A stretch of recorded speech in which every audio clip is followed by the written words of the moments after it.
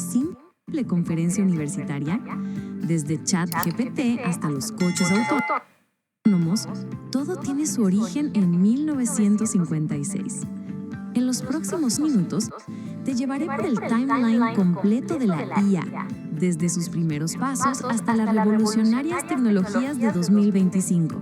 Prepárate para descubrir cómo la instante viaje por la evolución de la inteligencia artificial. Hoy exploraremos el timeline de la IA más completo que encontrarás, perfecto para entender cómo llegamos desde los primeros algoritmos hasta ChatGPT y más allá.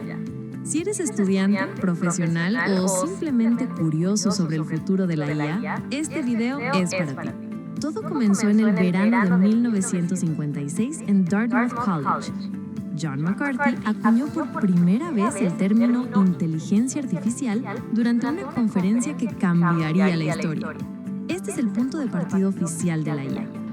En 1957, Frank Rosenblatt creó el perceptrón, el primer modelo de red neuronal artificial. Aunque primitivo, sentó las bases de lo que hoy conocemos como Deep Learning. Los años 60 trajeron avances increíbles. En 1966, Eliza se convirtió en el primer chatbot de la historia, capaz de mantener conversaciones básicas. Mientras tanto, en 1969 se desarrolló Shaky, el primer robot móvil inteligente que podía navegar y tomar decisiones. Estos primeros 15 años establecieron los fundamentos teóricos de la inteligencia artificial moderna. No todo fue progreso lineal. Entre 1970 y 1980, la IA enfrentó su primer invierno. Las expectativas no se cumplieron, la financiación se redujo y muchos proyectos se cancelaron. Sin embargo, este periodo no fue completamente estéril.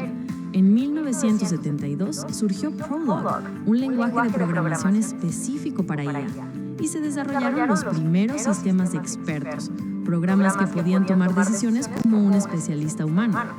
Esta etapa nos enseñó que el desarrollo de la IA no es una línea recta, sino un camino lleno de desafíos y aprendizajes.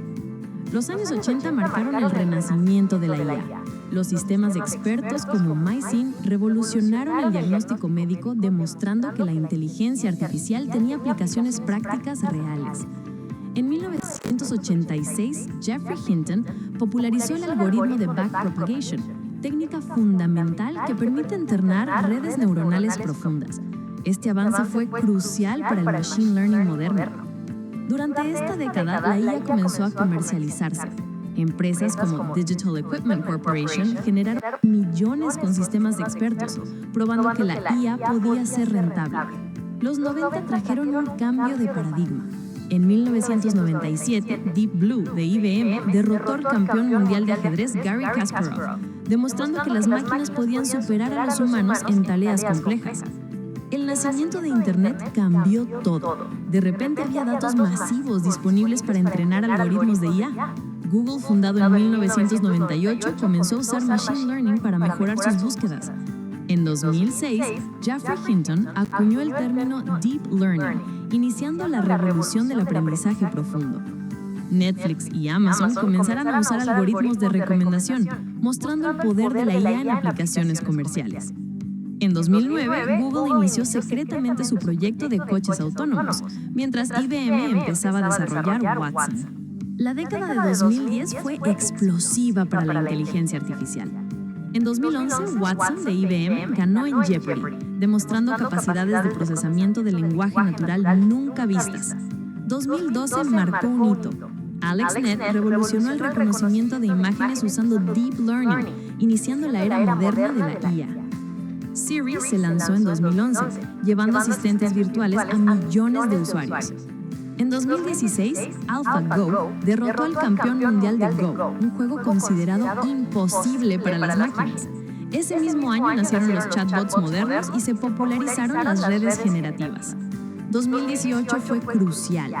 Google lanzó BERT, revolucionando el procesamiento del lenguaje natural, mientras OpenAI presentó GPT-1, el ancestro de ChatGPT. La década terminó con GPT-2 en 2019, tan poderoso que inicialmente OpenAI no lo liberó por preocupaciones de seguridad. 2020 llegó con GPT-3, que cambió completamente nuestra percepción de lo posible. con 175 billones de parámetros, demostró capacidades casi humanas de escritura y razonamiento. 2022 fue el año que cambió todo. ChatGPT se lanzó en noviembre, alcanzando 100 millones de usuarios en solo 2 meses. Midjourney y DALL-E democratizaron la generación de imágenes con IA. 2023 trajo GPT-4, Claude, Bard y una explosión de herramientas de IA generativa. Las empresas comenzaron a integrar inteligencia artificial en todos sus procesos. 2024 y 2025 han visto el surgimiento de agentes de IA autónomos, modelos multimodales avanzados y la integración masiva de IA en educación, medicina y negocios. Desde aquella conferencia de 1956 hasta los agentes de IA de 2025, hemos recorrido un camino extraordinario. La inteligencia artificial ha pasado de ser ciencia ficción a ser parte esencial de nuestras vidas. ¿Qué opinas del futuro de la IA? Déjame tu comentario abajo. Si este timeline de la inteligencia artificial te resultó útil, dale like y suscríbete al canal de Loop Time Comunicación Estratégica para más contenido sobre tecnología, innovación y marketing digital. Nos vemos en el próximo video. Vamos a empezar la clase entonces. ¿Okay? Y el video es básicamente, o consiste básicamente en mostrar una línea de tiempo de la inteligencia artificial hasta nuestros días. ¿Okay? Hoy vamos a continuar con el tema de las indicaciones de esa línea de tiempo. ¿Okay? Entonces, vamos a ir viendo esa línea de tiempo. Y después vamos a ver lo que es un agente. Y en la próxima clase vamos a ir viendo lo que es agente inteligente. ¿Okay?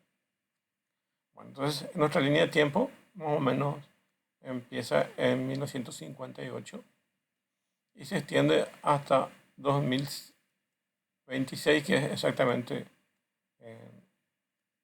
al día de hoy. ¿Okay? Entonces, corresponde a esos periodos. Bueno, primero vamos a definir qué es inteligencia de forma general. Inteligencia desde el punto de vista, inteligencia a nivel de hombre. ¿Okay? Entonces, es la facultad de la mente que permite aprender, entender, razonar y tomar decisiones y formarse una idea determinada de la realidad. Eso es lo que nosotros tenemos como concepto general de inteligencia, ¿okay? De inteligencia humana. O como decimos que una persona es inteligente. Entonces, esta es la definición, la facultad de la mente que permite aprender, entender, razonar, tomar decisiones y formarse una idea determinada de la realidad. Generalmente tenemos dos tipos de inteligencia, aunque se podría dividir en más. Vamos a llamarle una inteligencia formal y otra vamos a llamarle empírica. ¿Okay? Bueno, la formal es la que básicamente todos iniciamos a partir de los primeros años en educación formal, que es básicamente los colegios, las escuelas, y vamos subiendo de nivel. ¿Okay? Esa es una educación formal.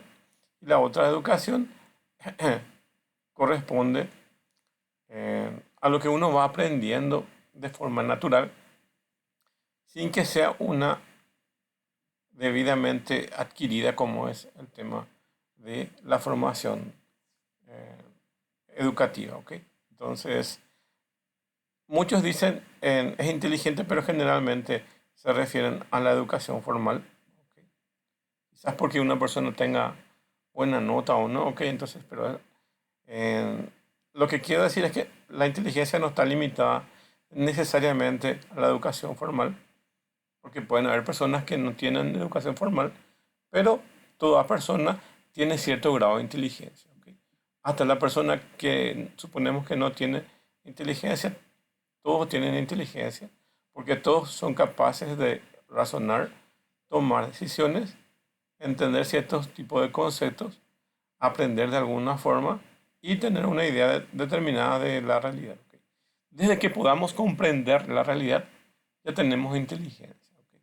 Sea formal o no. ¿Okay?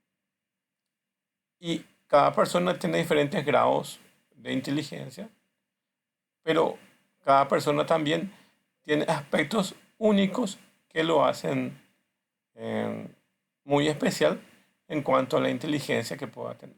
Entonces, todas las personas tienen diferentes tipos de capacidades y cada uno de las personas desarrolla cierto grado de capacidad diferente a otro. ¿Ok? Pero, eh, exceptuando en casos especiales, podemos decir que todas las personas tienen cierto grado de inteligencia. Pero esto no es nada más que una definición formal de lo que es inteligencia. Pero a lo que a nosotros nos corresponde es la definición de inteligencia artificial, que es básicamente buscar esa misma inteligencia del hombre, pero a nivel de software y a nivel de hardware. Eso es lo que se pretende llegar. Entonces, inteligencia es la habilidad para responder de forma flexible a diferentes situaciones, saber aprovechar las circunstancias fortuitas y dar sentido a mensajes ambiguos o contradictorios, encontrar similitudes entre situaciones diferentes y generar nuevos conceptos e ideas innovadoras. La sociedad siempre está en evolución, entonces el aprendizaje también siempre está en evolución. Y como ven aquí, siempre estamos en capacidad de generar nuevos conceptos, ideas y motivaciones de forma a que sean innovadoras. ¿Ok?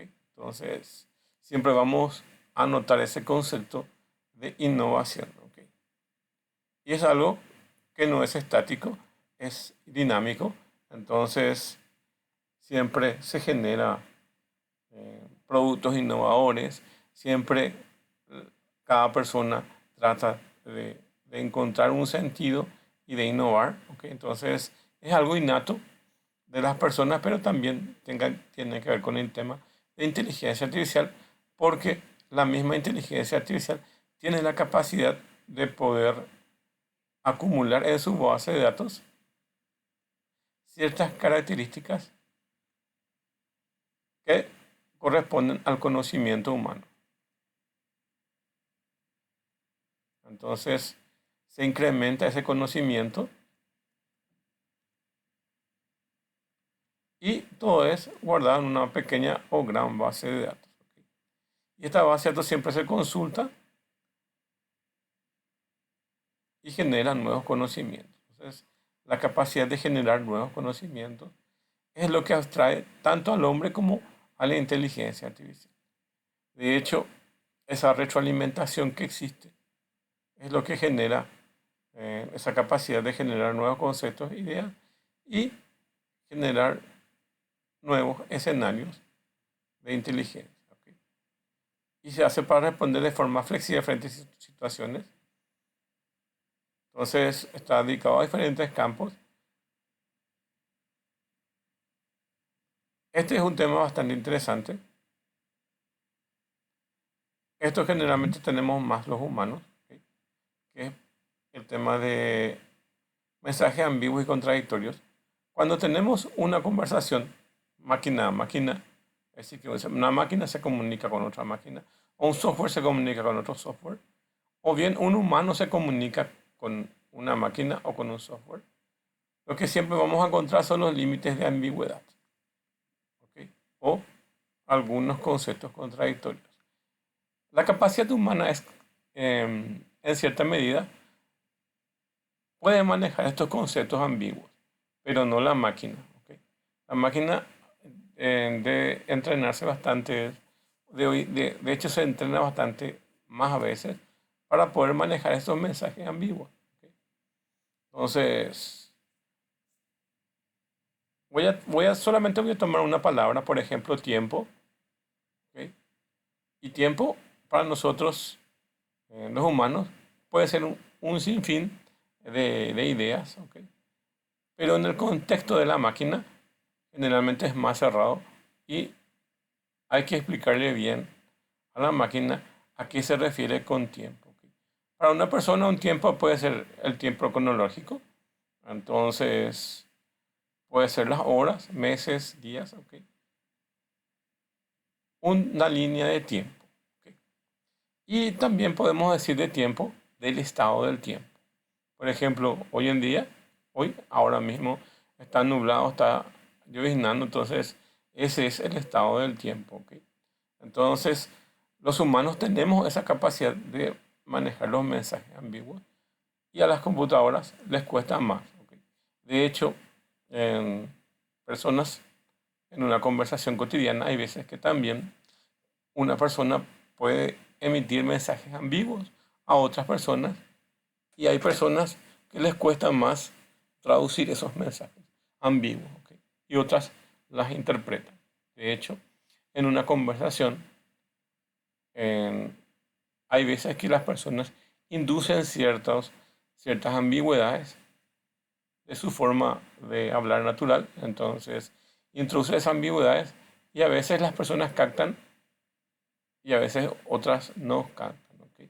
O se puede entender de diferentes formas. Entonces, el mensaje ambiguo es algo característico de las personas y a veces son contradictorios. ¿Ok?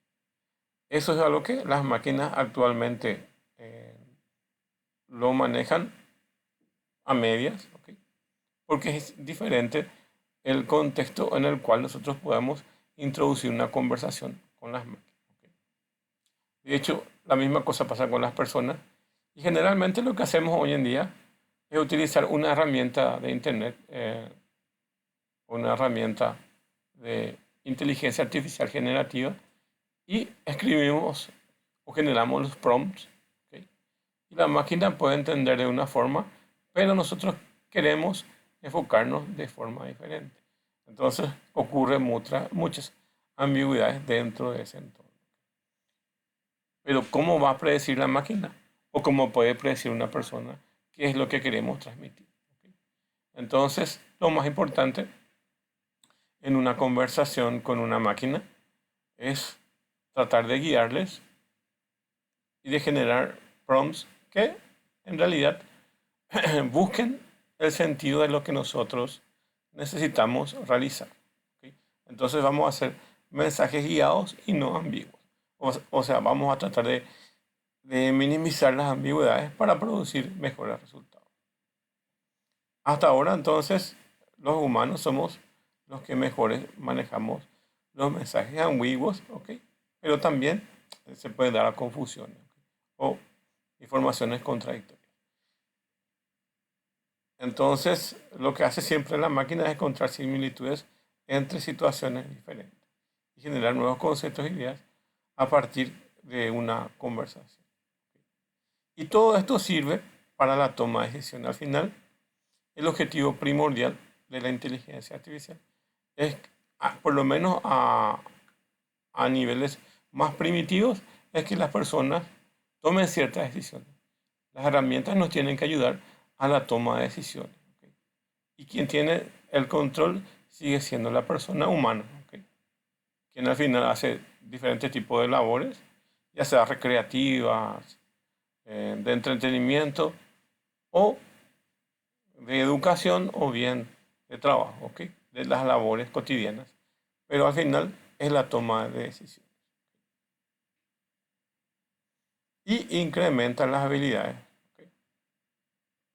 Hoy en día tenemos herramientas bastante interesantes que nos ayudan al tema de generación de código y programación, ¿ok?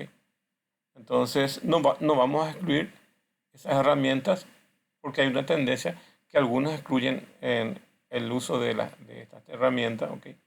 Pero en- entendamos que lo que tenemos que hacer es incrementar nuestro conocimiento y no dar el control a las máquinas, ¿ok? Porque cuando damos el control a las máquinas, básicamente podemos generar código 100% realizado por las máquinas, ¿ok?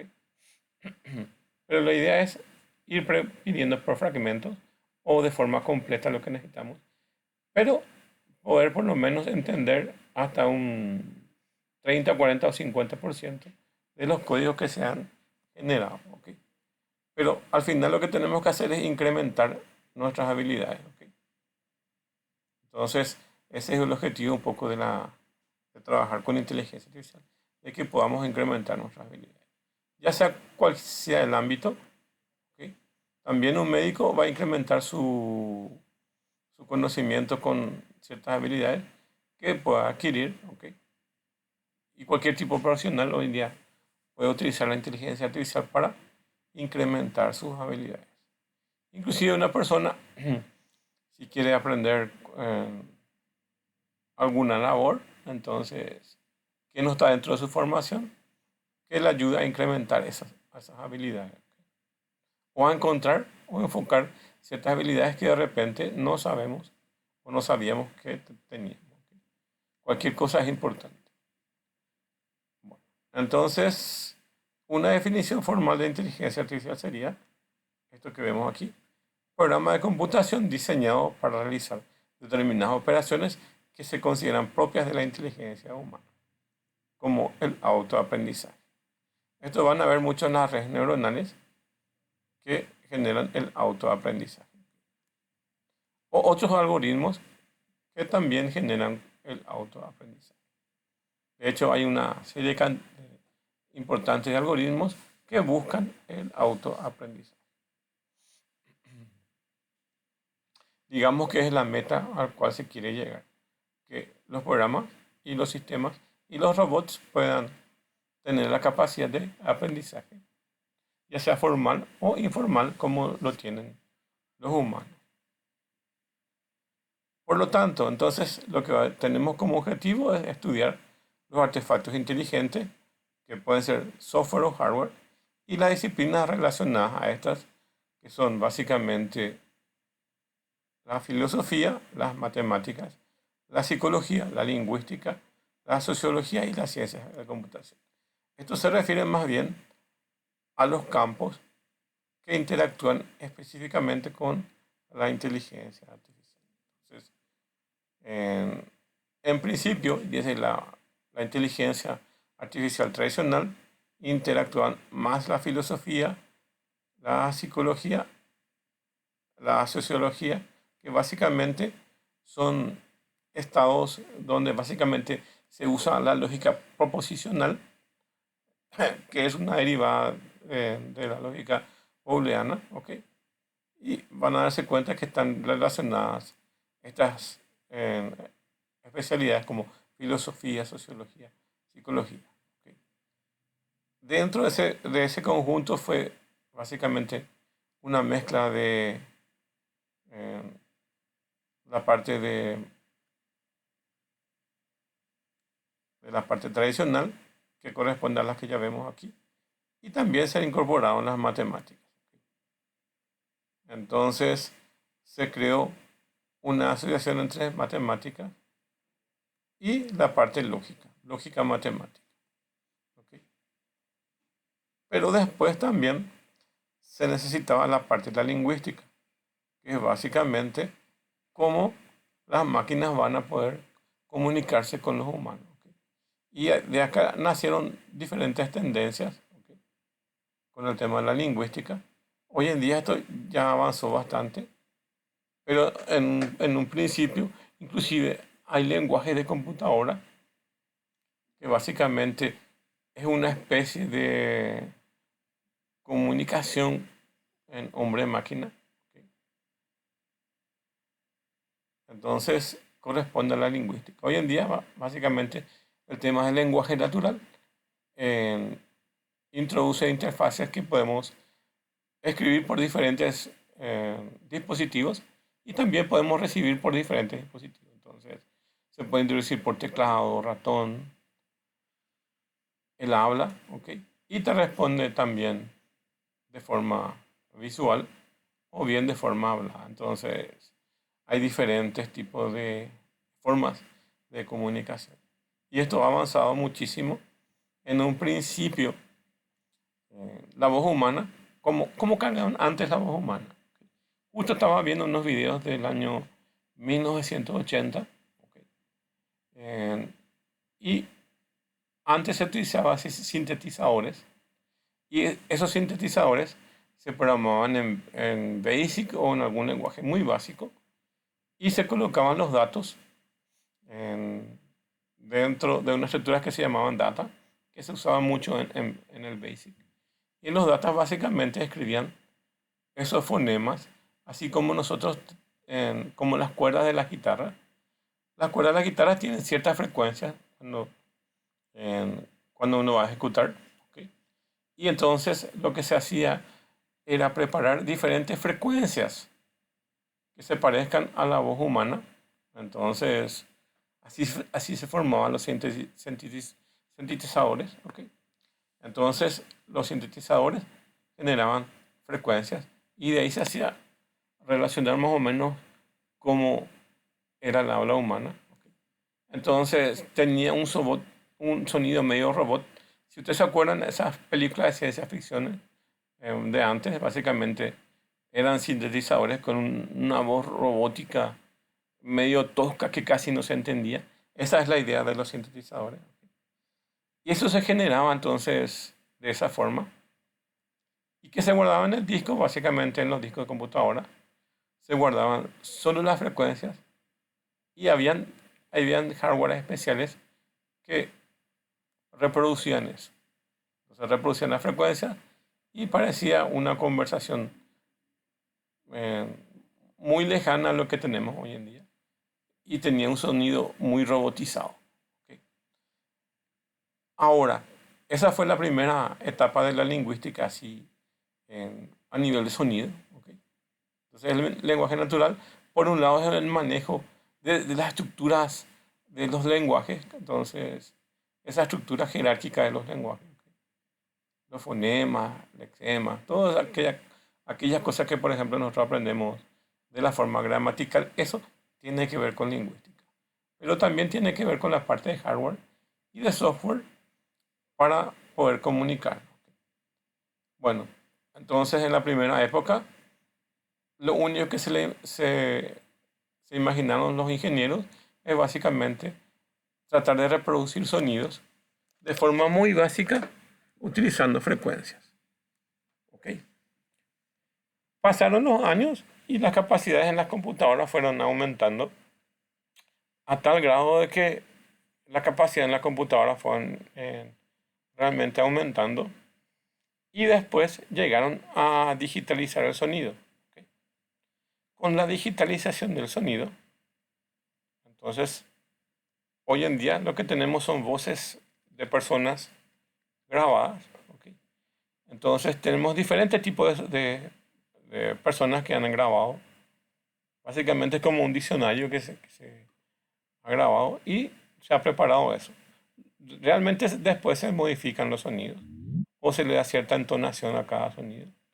Pero realmente lo que se hizo es pensar de forma diferente y encapsular las palabras. Entonces, las palabras se guardaron dentro de archivos y un sistema de indexación hace que se vaya extrayendo de la base de datos diferentes tipos de sonidos y se vayan reproduciendo.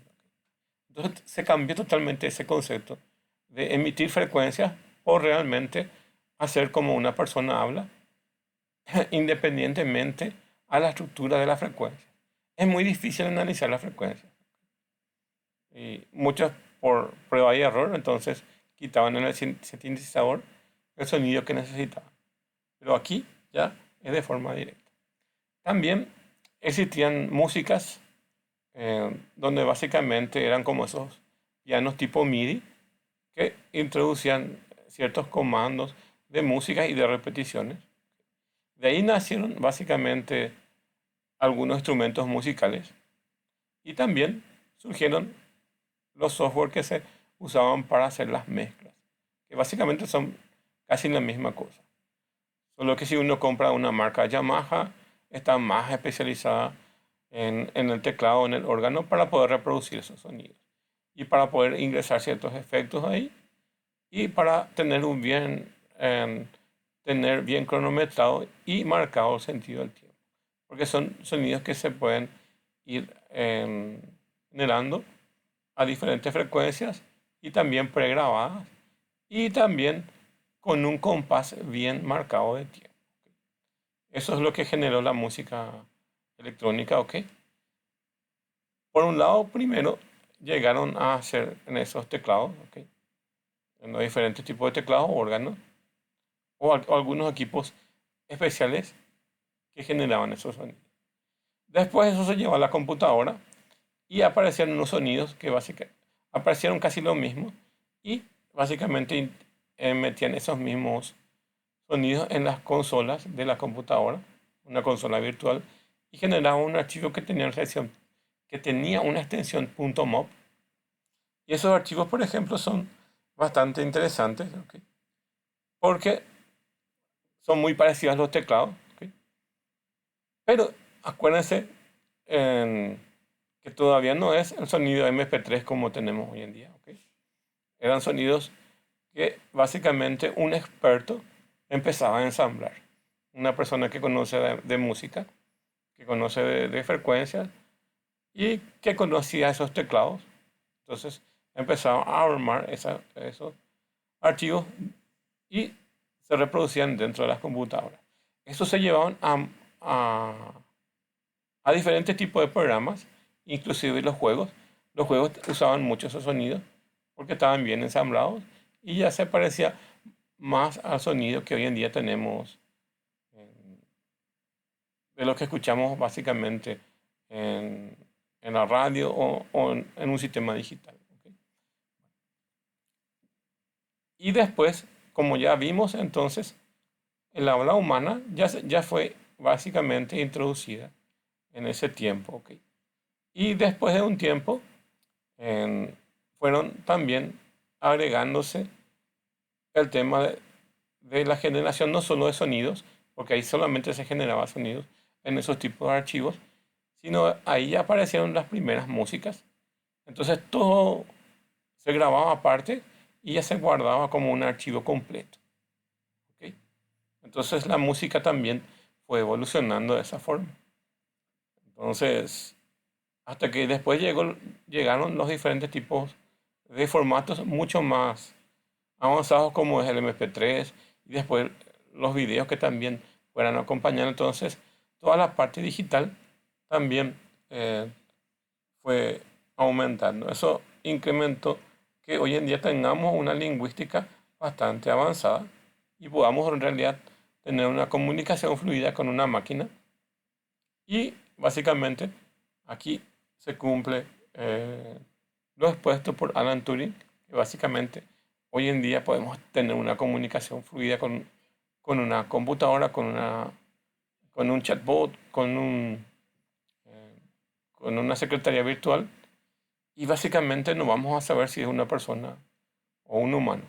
Inclusive ya hay estaciones televisivas que básicamente transmiten noticias 24 horas y tienen secretarias virtuales o bien tienen periodistas virtuales. ¿Ok? Entonces utiliza el tema de la lingüística dentro de eso.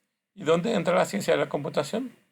En todo prácticamente, porque el elemento que se usa como pegamento para todo el tema de la inteligencia artificial son la aparición de el hardware y el software que fue acompañando todo este proceso.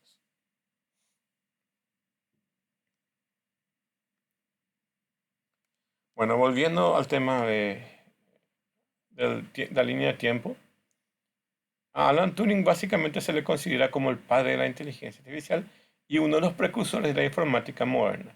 Fue un matemático, informático, teórico, criptográfico y filósofo inglés.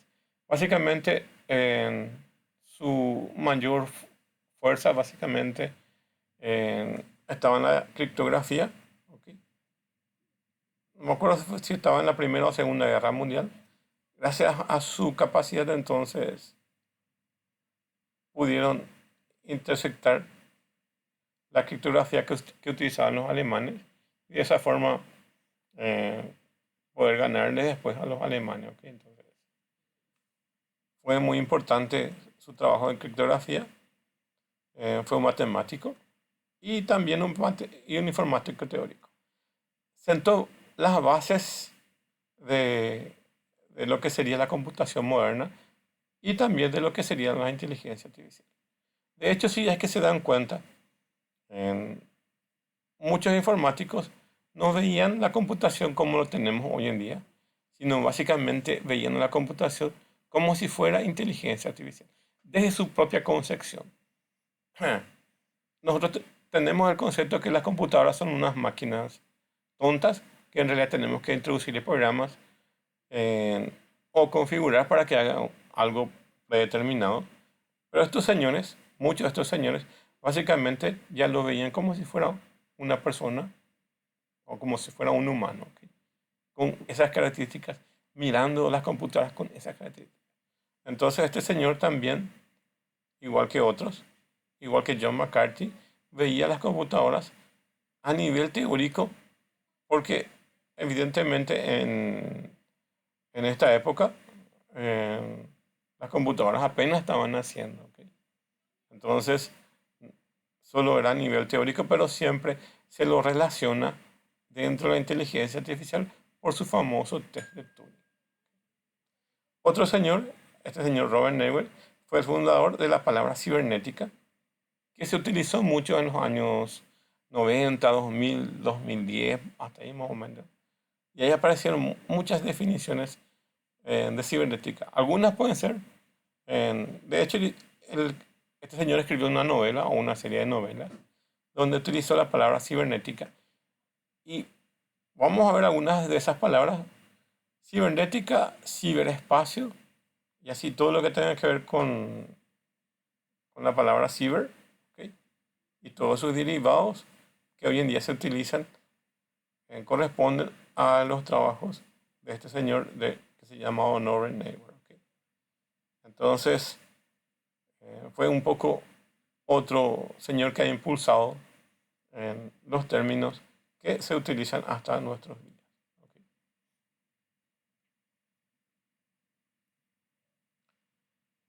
Después tenemos a este señor, les marqué en rojo quiénes son más importantes, ¿ok? Y los que están en otro color tienen su relevancia, pero no son tan importantes, ¿ok? Herbert Alexander Simon desarrolló junto con Newell la teoría de la lógica. Fue un economista, politólogo y teórico de las ciencias sociales estadounidense. En 1978 se le otorgó el Premio Nobel de Economía por ser uno de los investigadores más importantes en el terreno interdisciplinario y porque su trabajo ha contribuido en racionalizar el proceso de la toma de decisiones. Se nutrieron muchas ciencias sociales con el tema de la inteligencia artificial, las matemáticas, ¿ok? Y en este caso también en la parte económica, ¿ok? Entonces, la parte comercial económica también fue eh, tenido en cuenta, ¿ok? Otro señor, Allen Newell, que fue un investigador en informática y psicólogo de la parte cognitiva y básicamente trabajaba en la corporación RAND, que es una escuela de informática de, de esta universidad, que es una de las universidades emblemáticas en el tema de inteligencia artificial y robótica, ¿ok?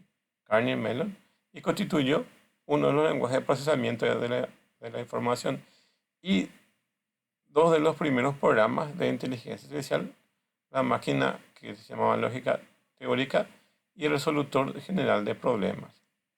Entonces fue trabajado con este señor Herbert Simon para poder hacer eso. Acuérdense que corresponde a la primera época de la inteligencia artificial, donde esto era lógica matemática. Por eso es que van a ver que casi todos son psicólogos informáticos, ¿ok?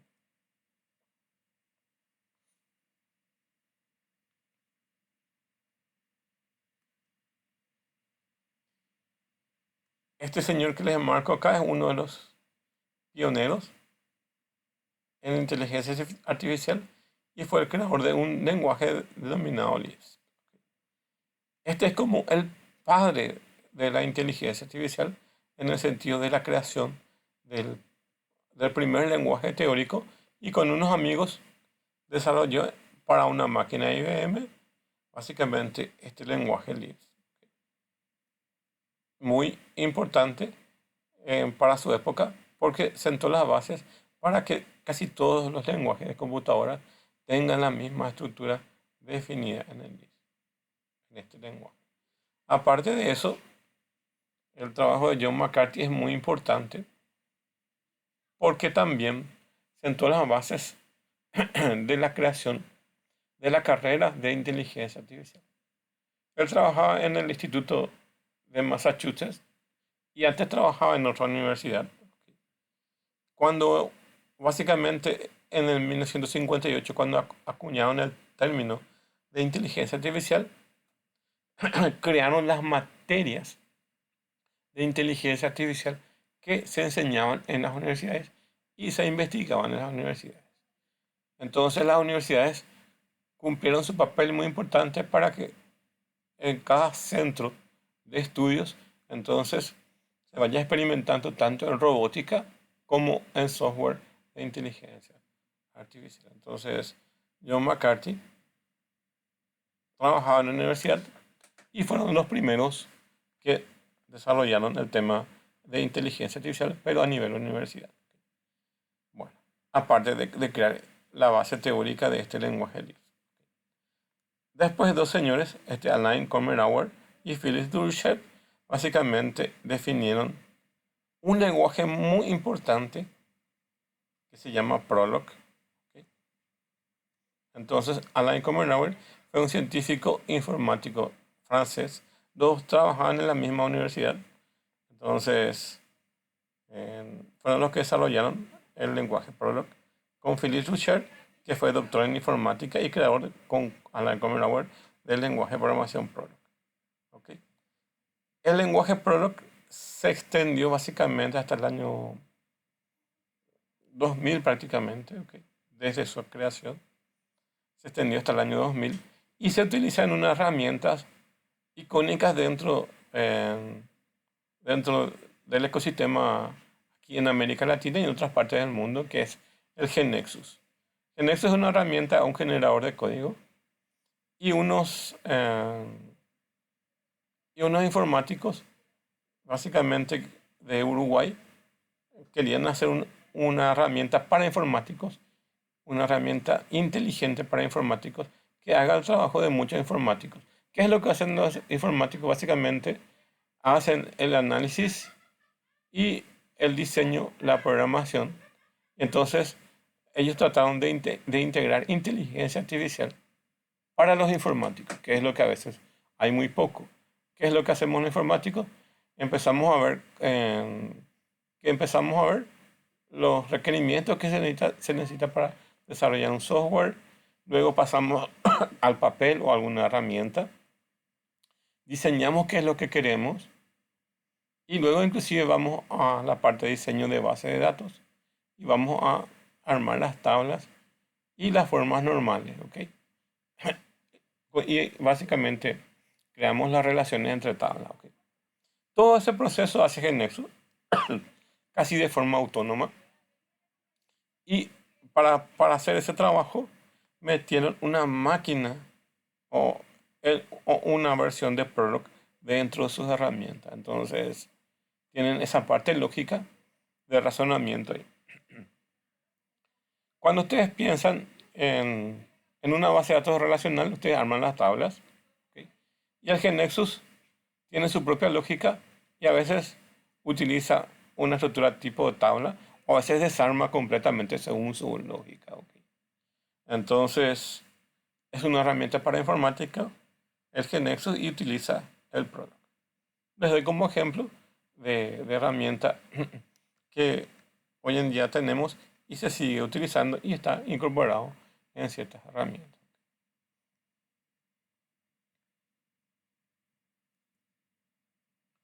Después, otro de los grandes fue Charles Forgy. Desarrolló una familia de lenguajes que se denominó OPS. ¿Okay?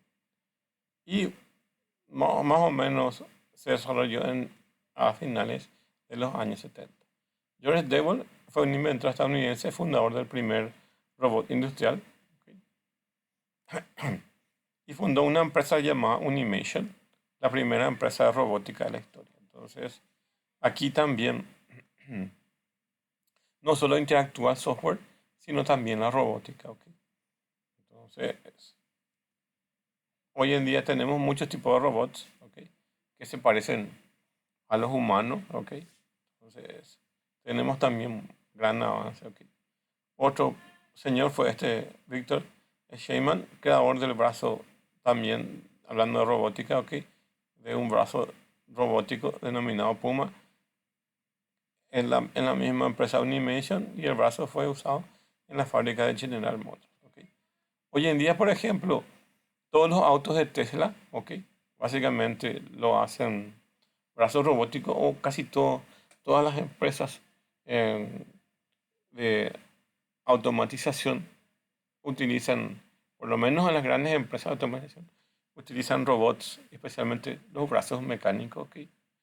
¿Por qué? Porque tienen mucha fuerza, porque pueden trabajar 24 horas, porque son más precisos que los humanos. ¿Ok? Por muchas situaciones hoy en día se utilizan este tipo de máquinas. ¿Ok? Una persona no tendría la capacidad de poder eh, manejar algo tan pesado, ¿ok? Como manejan estas máquinas. Y también por la seguridad de las personas y por muchas circunstancias. ¿Ok? Eh, entonces, los brazos robóticos también corresponden a herramientas automatizadas que tengan que ver con cierto grado de inteligencia artificial. Edward Feigenbaum, entonces, es considerado como el padre de los sistemas expertos. Desarrolló un lenguaje que se denominó Dendral a mediados de los 60. Esta es otra rama de la inteligencia artificial, donde básicamente se desarrolló un sistema que se considera con el nombre que ven acá, sistemas expertos. Y es un software especial desarrollado para médicos, abogados o cualquier tipo de especialista. ¿Ok? Por eso se denomina sistemas expertos. Y es como una rama también de la inteligencia artificial. Las ramas de la inteligencia artificial son varias. ¿Ok? No solamente en el tema de ChatGPT o lo que sea. O sea, hay un montón de ramas y subramas que se crearon de la inteligencia artificial. O especialidades, o a veces líneas de investigación de, de la inteligencia artificial. Una de ellas es esto que se denomina sistemas expertos, que son diferentes a los que estamos viendo aquí, o los que estuvimos viendo anteriormente. Es una línea totalmente diferente, ¿ok? Con otro enfoque, pero también está dentro de inteligencia artificial.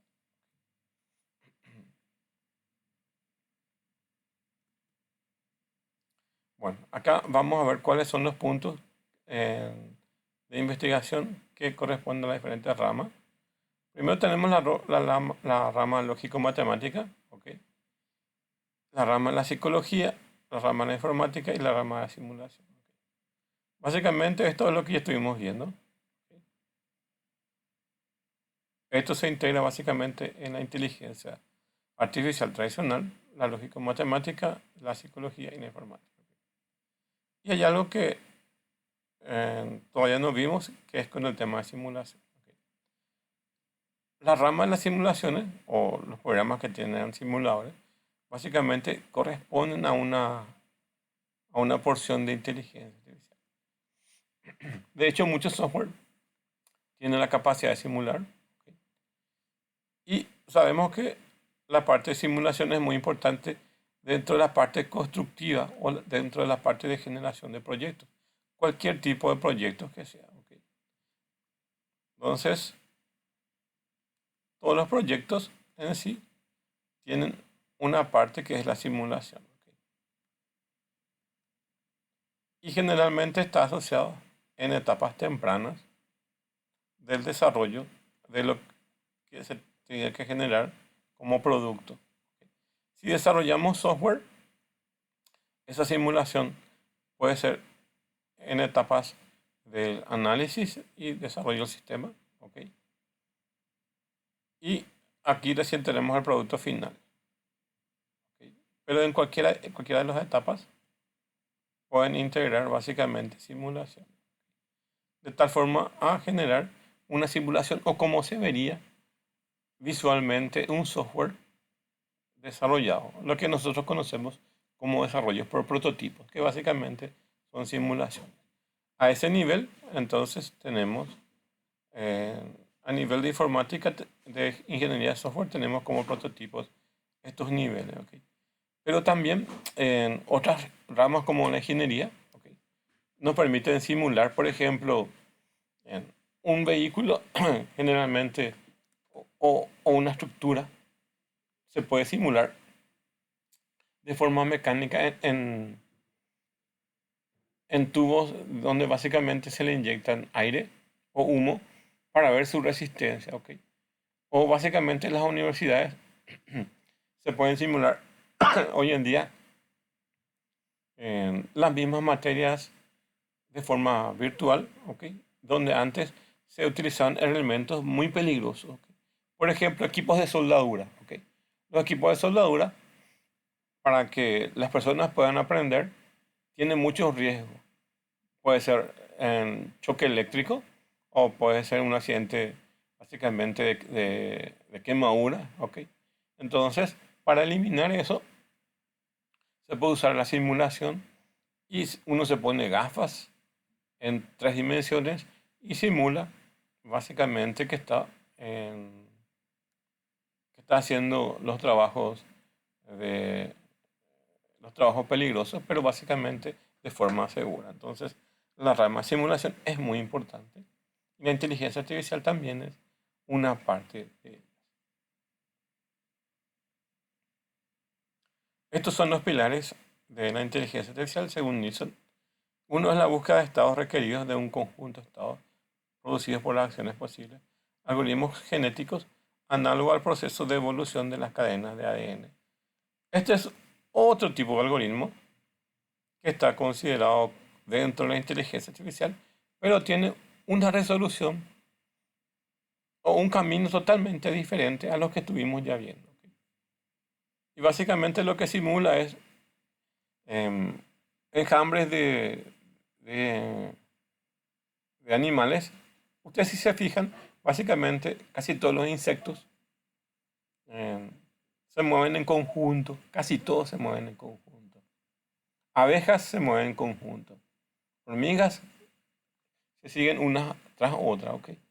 Y básicamente esos tipos de algoritmos y sus derivados los podemos englobar dentro de esta área que se denomina algoritmos genéticos. Hay, por ejemplo, unos cuantos algoritmos que se denominan vida artificial y básicamente son simulaciones donde se buscan las características de los más aptos. Podemos, por ejemplo, simular un escenario, por ejemplo, eh, un ambiente de arenas, ¿ok? Y luego tiramos dos tipos de hormigas.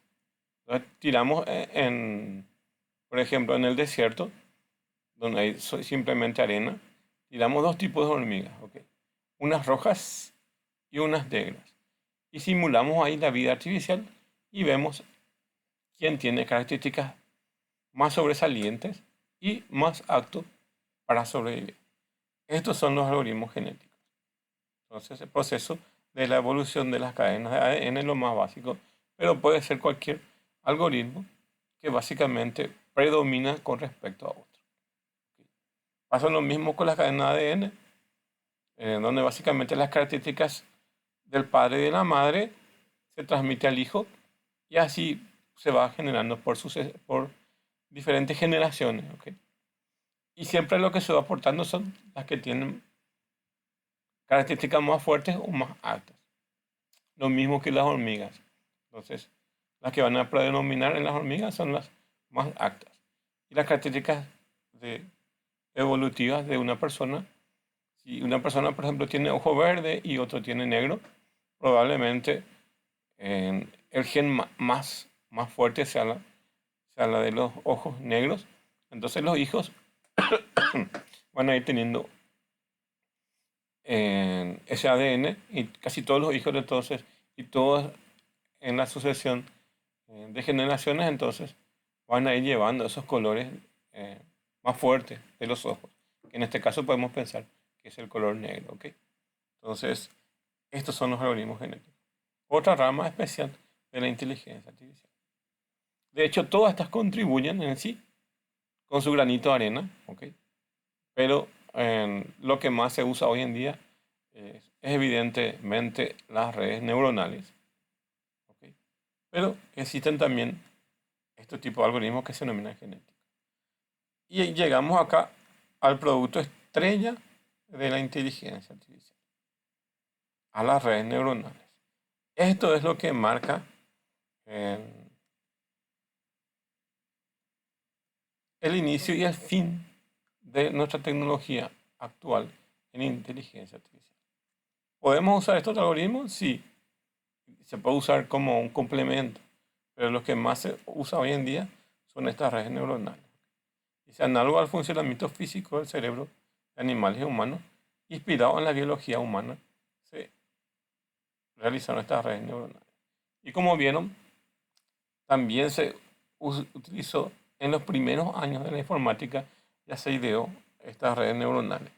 Pero era bastante teórico y fue bastante interesante de su tiempo, pero después entró en declive el tema Vamos a ver después en otra clase. Estas redes neuronales fueron muy prometedoras cuando se crearon, pero después se dieron cuenta que la tecnología que se tenía y los algoritmos que se tenían no eran muy buenos. Entonces, todo ese entusiasmo que se tenía bajó, bajó y bajó. ¿Ok? Entonces, por muchos años también, en las investigaciones en el tema de redes neuronales tuvo su declive y no se avanzó casi nada. ¿Ok? Y a partir de 1990 más o menos, empezó otra vez a ganar confianza y la tecnología en sí, el hardware en sí, ya ya había mejorado y la cantidad de información que se tenía ya era mayor y las bases de datos entonces permitían trabajar de forma más eficiente. Y ahí entonces se fue mejorando el tema de las redes neuronales. Manejo de grandes volúmenes de información, probaron que funcionaba. Hubo mucha inyección de plata para que estas investigaciones puedan correr. Lastimosamente se necesita de recursos económicos, ¿ok? De la parte económica. ¿Ustedes cómo piensan que funcionan estas herramientas de IA generativa? Con inyecciones monumentales de dinero. Así es que están creciendo estas herramientas como ChatGPT, Gemini, Claude y otros, con inyecciones monumentales de inversores que están apostando por nuevas tecnologías. ¿Ok? Entonces, se necesita de dinero para poder impulsar este tipo de tecnologías. Y una de ellas es las redes neuronales, que es básicamente el pilar de lo que hoy en día es nuestra tecnología de inteligencia artificial. Después tenemos el razonamiento mediante lógica formal y del pensamiento abstracto. Todo que tenga que ver con inteligencia artificial tradicional, ¿ok? Donde lo que ya vimos básicamente es la parte de lógica matemática. ¿Ok? Lógico, matemático, lógico, psicológico.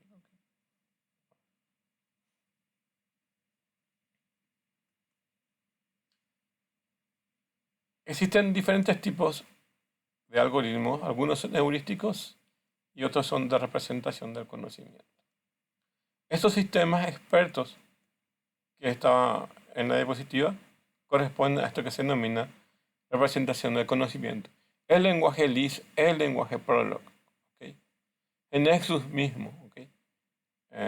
Corresponden a estos sistemas de generación de conocimiento. Dice, la representación es una cuestión clave a la hora de encontrar soluciones a problemas planteados. Es sinónimo de estructura de datos y procedimientos de interpretación, utilización de convenciones para describir objetos, relaciones y procesos del mundo. ¿Bueno? Entonces, toda esa base de datos aquí se denomina sistemas de base de conocimiento y cómo se hace y cómo se transmite y cómo se coloca esa información a través de un sistema de representación de conocimiento. Es la forma como se introduce un nuevo conocimiento. Pero también necesita lo que denomina heurística, ¿ok? Y es una técnica de indagación y descubrimiento. Es la búsqueda de investigación de fuentes históricas. En algunas ciencias es la manera de una búsqueda de solución en un problema mediante métodos no rigurosos. Por tanteo, reglas empíricas, la solución puede ser encontrada, puede, puede no ser la más adecuada. ¿Ok? Básicamente es algo que se denomina búsqueda. Imagínense un árbol binario, ¿ok? Donde tiene más o menos esta estructura.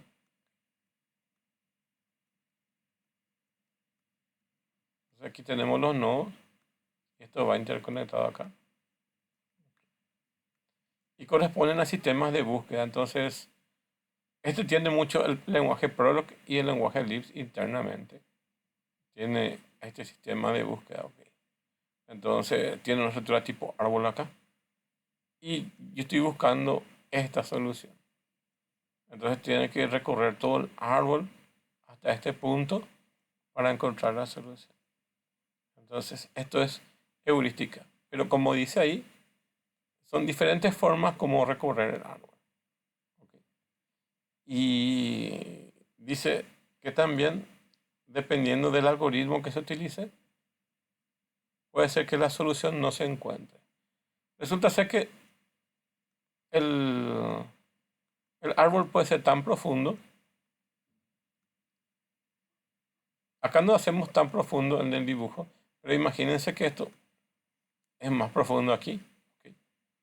Supóngase que tengan 100 niveles para abajo. ¿Ok? Tiene una estructura jerárquica y tiene, este es el nivel 4, vamos a suponer que este es el nivel 4. Y acá la solución está en el nivel 99. ¿Ok? ¿Qué tiene que hacer el sistema? Ir recorriendo de uno por uno todos los elementos del árbol. Y acá se habla del backtracking, que básicamente es una de las técnicas para poder recorrer este árbol. Entonces el backtracking lo que hace es eh, ir bajando de nivel hasta cierto punto y si no encuentra el resultado va a subir otra vez y se va a ir por otro camino. Así funciona el recorrido de los árboles. Bueno, vamos a suponer que este está en el lugar 99. Y lo que va a hacer es un recorrido de fuerza bruta. Y la fuerza bruta lo que va a hacer es recorrer todos los nodos. ¿Ok? Pero ¿cuánto va a tardar esto?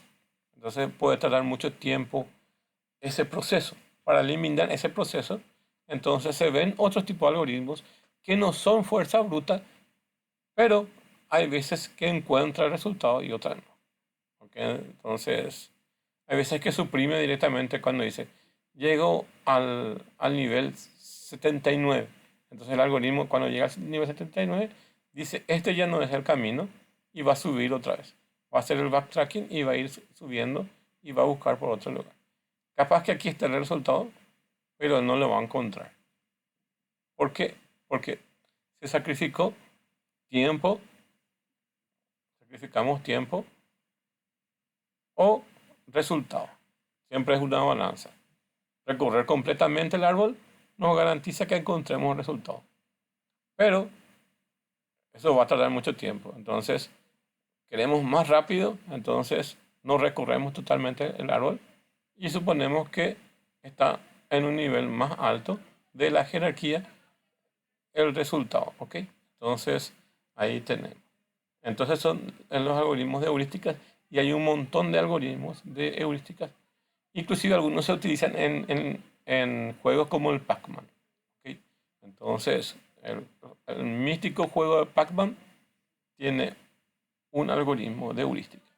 O básicamente Mario Bros. También tiene algoritmos de heurística. ¿Ok? Entonces, esos juegos muy clásicos básicamente utilizaban heurística. O algunas herramientas como para encontrar virus, antivirus, utilizan el recorrido de un árbol en todas las estructuras de archivos que tiene la computadora para encontrar eh, los virus. ¿Ok? Entonces, lo hace de diferentes formas. Bueno, y aquí vamos a pasar rápidamente esto porque ya vimos la clase pasada y tienen que ver con los sistemas que definió este señor Alan Turing. ¿Ok?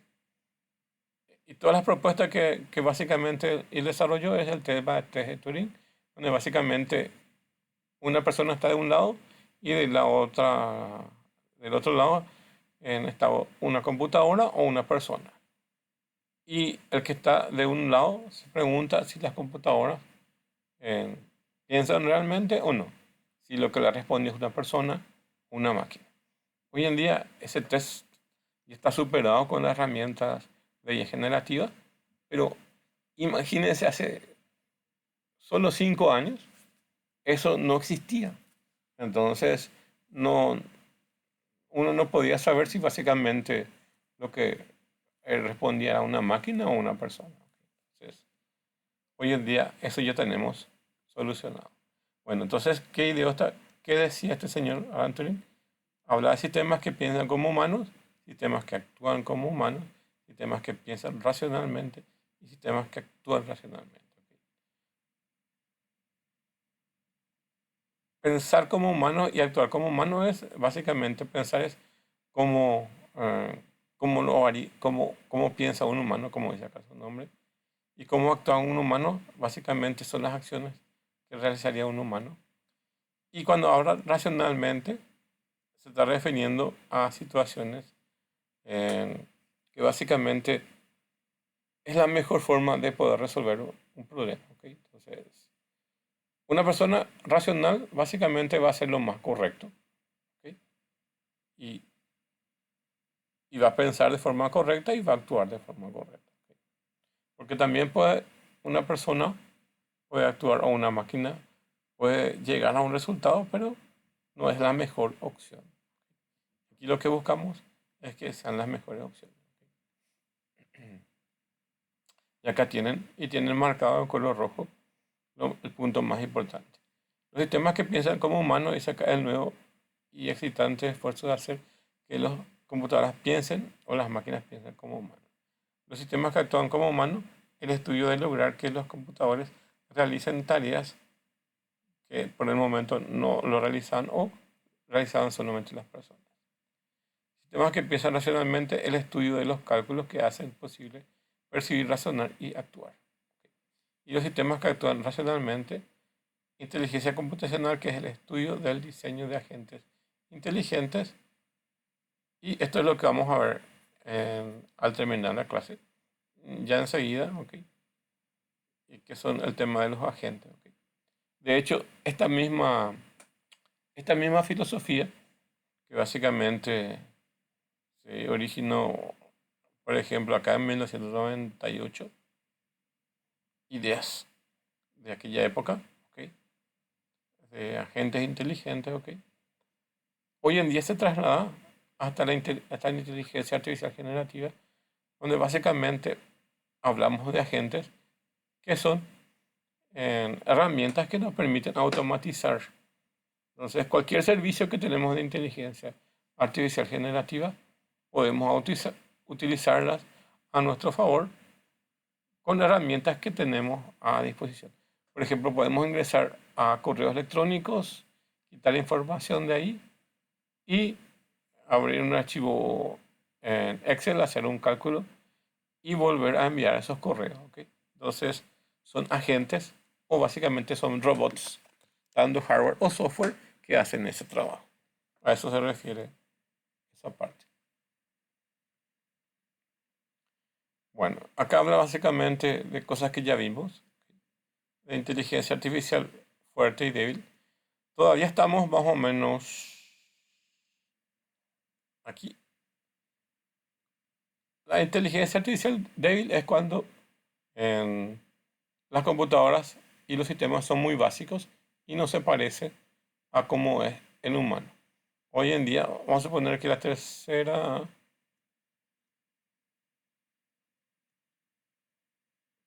cuarta de la parte o las tres cuartas partes básicamente ya es fuerte, ¿ok? Y solo nos queda un cuarto para poder cubrir. De hecho, avanzamos mucho en que las computadoras son inteligentes, inclusive algunas con mayores capacidades a la de un humano. cuando las computadoras no sobrepasen en su totalidad, que puede llegar alguna vez, ¿ok? Entonces se va a generar la inteligencia artificial fuerte. Hoy en día sigue siendo inteligencia artificial débil porque los humanos tenemos todavía ciertas capacidades que no pueden ser cubiertas por la inteligencia artificial. Entonces, básicamente a eso se refiere con la inteligencia artificial fuerte y débil. ¿Ok?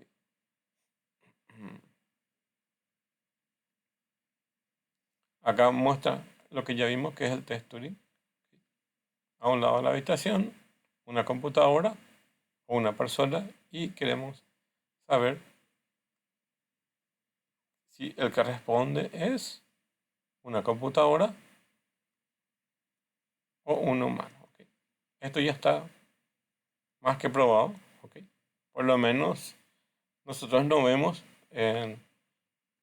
si en realidad en algunas empresas de Internet, de inteligencia artificial generativa, hay personas acá o simplemente máquinas. ¿Ok?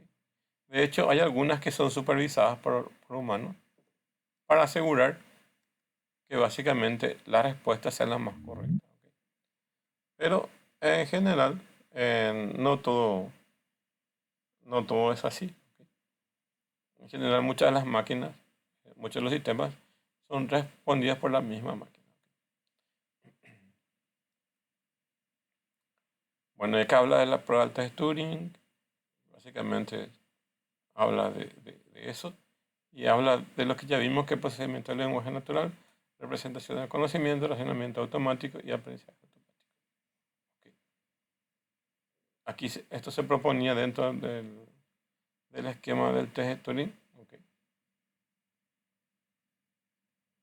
Como usted que en aquella época el lenguaje natural era muy básico, era simplemente escribir por, por teclado, o la primera época inclusive eran por tarjetas perforadas. ¿Ok?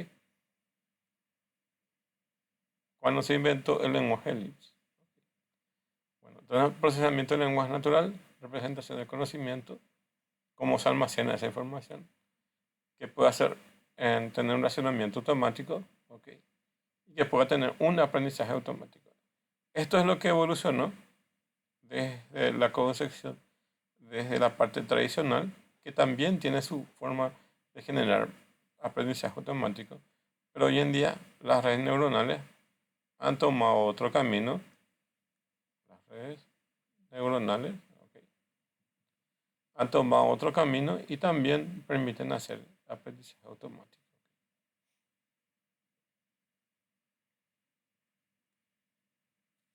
Bueno, y llegamos a este punto y eh, dejamos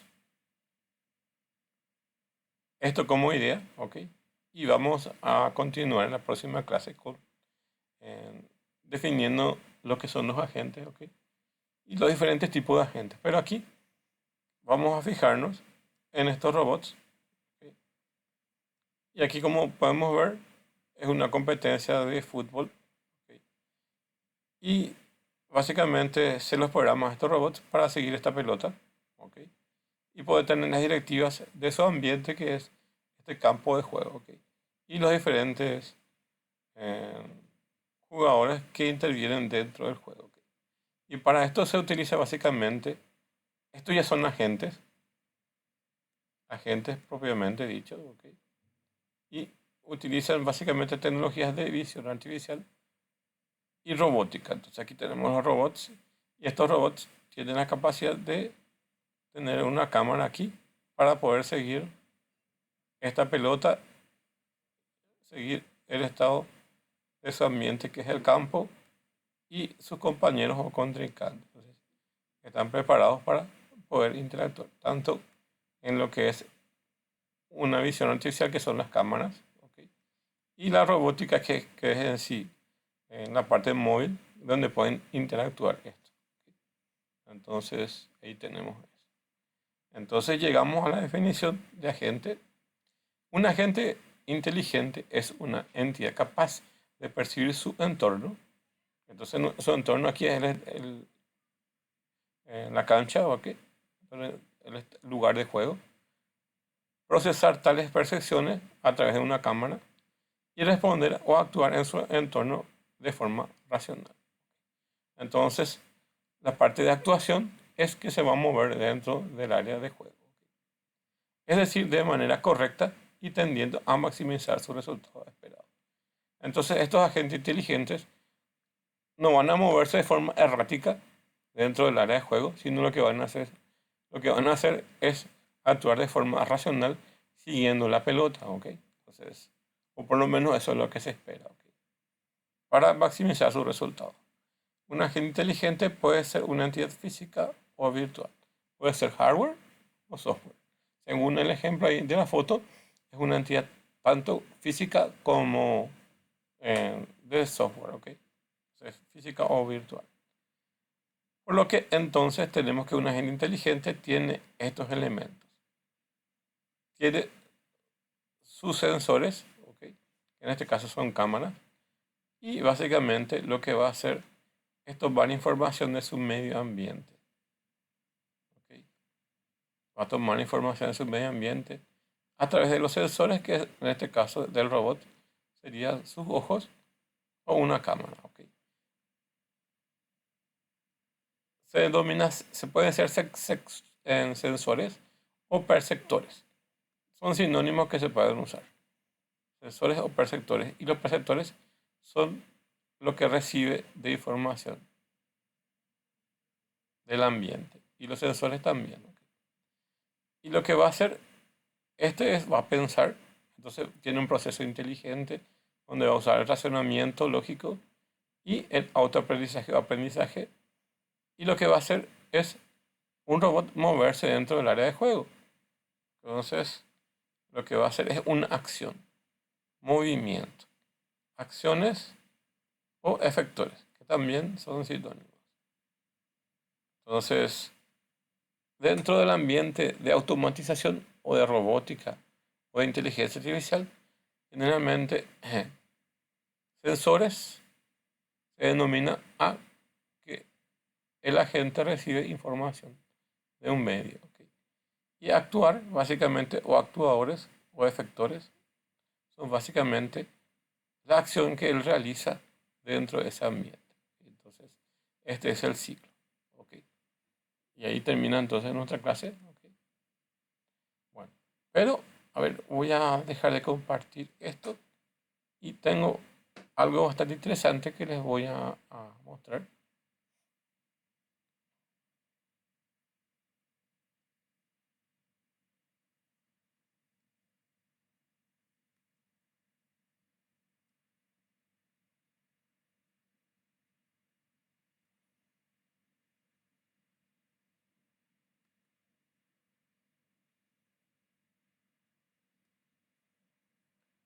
Dentro de la plataforma le dejé este agente que se llama planificar agentes de PEAS.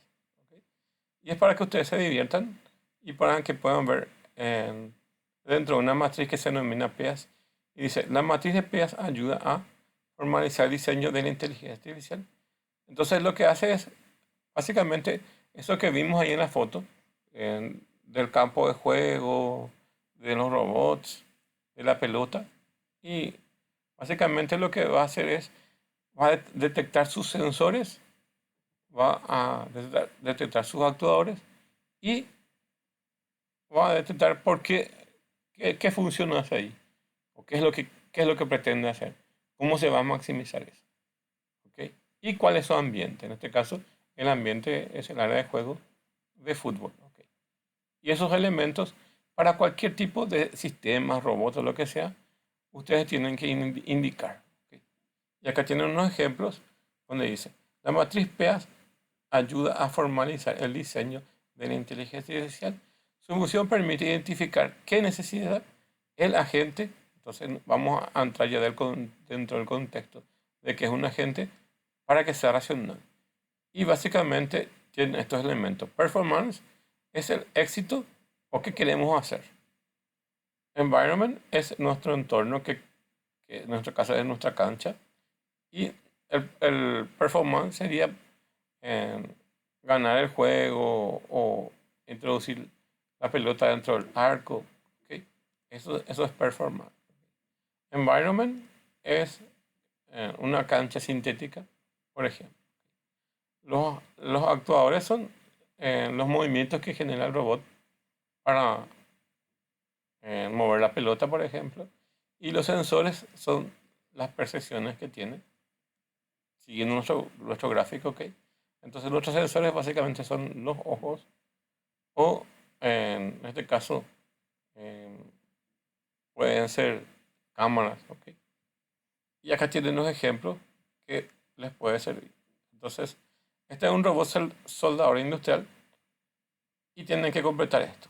Su performance es eh, que, que este soldador automático entonces pueda unir en diferentes tipos de uniones de soldadura. ¿Ok? Tiene que ser seguro y tiene que unir piezas por hora. ¿Ok? Esto es lo que pretende hacer tu performance. ¿Cuál es su ambiente? Es una planta industrial, una industria y chasis metálicos.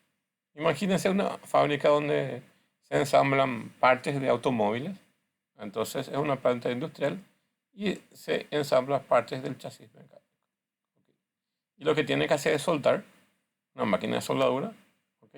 Entonces tiene que soldar con buena precisión. Los actuadores son la máquina que va a hacer el movimiento. Entonces, algunos brazos mecánicos, soplete que es la parte que va a hacer la soldadura, ¿ok? Y alarmas por si ocurre algún problema, ¿ok? Y sus sensores van a ser cámaras, sus ojos, cámara, sensores de arco y encoders, ¿ok?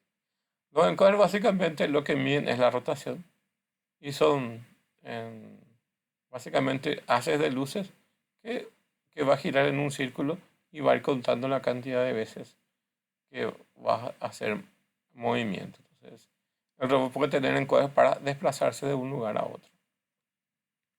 O en realidad son sus sensores que miden su movimiento.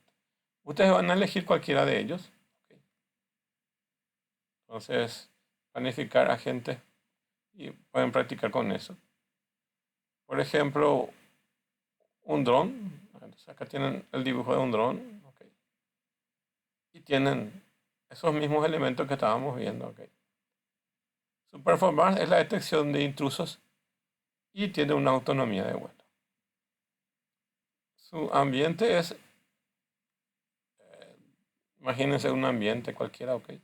Donde tienen luz, viento, perímetro físico, ¿ok? Puede ser una plaza, por ejemplo, ¿ok? Ese es su ambiente. Sus actuadores tienen motores acá arriba, ¿ok? Que no se ve aquí. Acá tienen uno, dos, tres motores tienen, ¿ok? Que son las hélices del dron, ¿ok? Entonces, son motores, luces, etcétera. Cualquier cosa que tenga para moverse o para emitir sonido o para iluminar. Cualquier cosa que va a hacer en su ambiente. Y sus sensores tienen GPS para su ubicación, cámaras térmicas, ¿ok? Y LIDAR, que es básicamente em, una cámara especial donde básicamente es una cámara infrarroja, ¿ok? Que emite luces y mide la distancia, ¿ok? Es una cámara infrarroja. Pueden buscar eso en internet si no encuentran qué es cada uno de esos. Y tienen ahí varios ejemplos y acá tienen la práctica para armar. Voy a suponer este autónomo, ¿ok? Y yo tengo que ir completando cada uno de sus elementos. ¿Ok? Tengo los performance, environment, actuadores y sensores. ¿Ok? Bueno, ¿qué es la performance? ¿Qué yo quiero hacer en- qué yo quiero hacer con el auto autónomo? ¿Qué es su performance? Llegar seguro a destino. ¿Ok? ¿Cuál es su ambiente? ¿Dónde está ubicado? ¿Ok? Puede ser motor de freno, vía pública y clima. ¿Ok? Vamos a suponer que sea vía pública y clima. ¿Ok? ¿Dónde está ubicado? Sus actuadores, básicamente, ¿qué es lo que tiene de equipos para moverse? ¿Ok? O para desplazarse. ¿Ok? Entonces,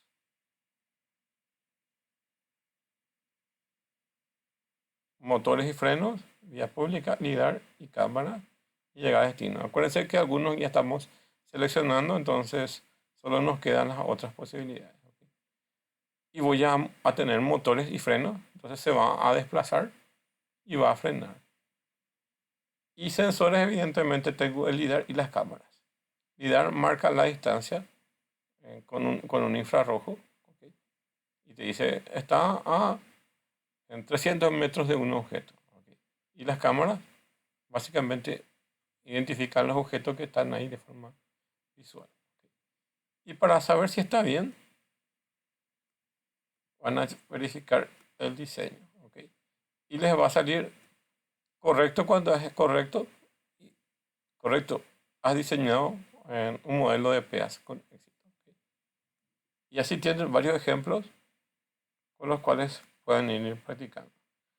Tiene un robot cirujano, un bot financiero, un robot logístico y un robot Curiosity, que es básicamente, tienen otro autónomo que ya vimos. Robot cirujano, que es un robot que realiza cirugía, evidentemente. Bot financiero puede ser cualquier sistema de esos, de finanzas. ¿Ok? Robot logísticos son esos robots que pueden tener en centros comerciales y ubican los productos en los estantes. ¿Ok? Y un robot rover, en Curiosity, son robots que utiliza, por ejemplo, la NASA para explorar Marte, por ejemplo. ¿Ok? O sea que tienen diferentes ejemplos y prueben. Les va a salir si está correcto sus decisiones y si no, en lo que marcan, vuelven a marcar. ¿Ok? Bueno, y les dejo eso. Aparte de eso, me voy para atrás otra vez. Tienen unas prácticas que pueden hacer también. Siempre les dejo un video de una clase que le llamo clase invertida, que es lo mismo que tenemos nosotros. ¿Ok? Y acá tienen un material de realimentación donde tienen la parte teórica eh, en un 60-70% por ahí. Tienen la parte teórica y en la parte final acá tienen un examen de conocimiento. Entonces, tienen 20 preguntas que van a ir respondiendo. ¿Ok? Y les va a salir en qué porcentaje hicieron bien y en qué porcentaje hicieron mal. ¿Ok? Son ejemplos de retroalimentación de nuestras materias. ¿Ok? No tiene puntaje esto, pero les sirve para poder ir fijando un poco el conocimiento. ¿Ok? Bueno, y eso es todo entonces. Y con eso terminamos entonces la clase. ¿Ok? Muchas gracias.